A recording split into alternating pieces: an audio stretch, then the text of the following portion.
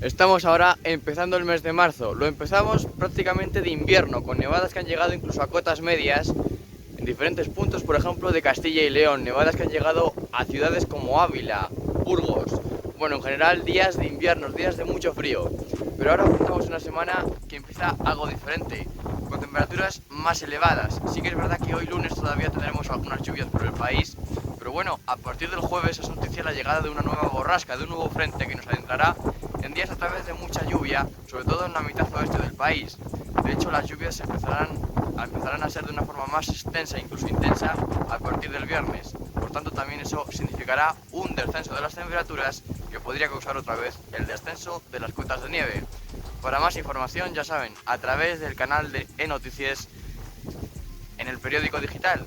Yo me despido aquí entre la nieve y el frío desde Burgos, temperaturas bajo cero y también una pequeña capa de fino que, como he dicho y ya comentábamos, pues efectivamente nos hace ver que el invierno ni mucho menos había acabado.